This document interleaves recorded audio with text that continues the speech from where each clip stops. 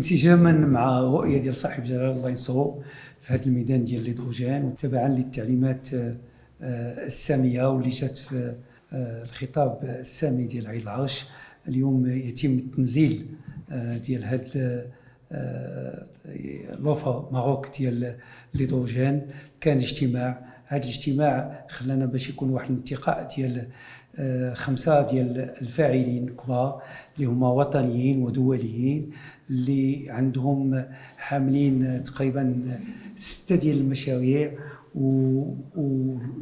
لا كاباسيتي يعني الاستثمار ديالهم هي 319 مليار ديال الدرهم اللي غادي يكملوا هذه المشاريع ان شاء الله في المستقبل. هاد المستثمرين هما مستثمرين اولا وطني، كاين الوطنيين، كاين كذلك الدوليين، كاين امريكيين، كاين اوروبيين اللي فيهم فرنسا واسبانيا والمانيا، وكاين كذلك يعني دول العرب الشقيقه اللي هي السعوديه والامارات، وكاين كذلك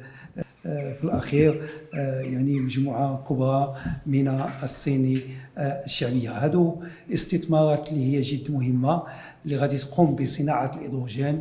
يعني في واحد العدد المناطق، 3 المناطق اللي هي غادي يكونوا فيها الاستثمارات اللي هي الداخله والعيون وقلميم، واللي غادي تخلي انه هذه الاستثمارات الواعده ان شاء الله غادي تستجب للديناميه الايجابيه اللي بغاها سيدنا يعني في هذا الموضوع ديال الهيدروجين. هذا الشيء كله تعمل بواحد المنهجيه على حسب واحد العدد ديال لي كريتير اللي واحد الشفافيه اللي كانت فيها واحد لا كوميسيون اللي اشتغلات، واللي اليوم حنا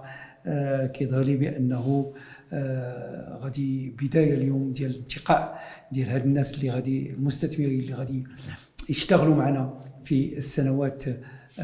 يعني المقبله، واللي غادي ندخلوا معاهم في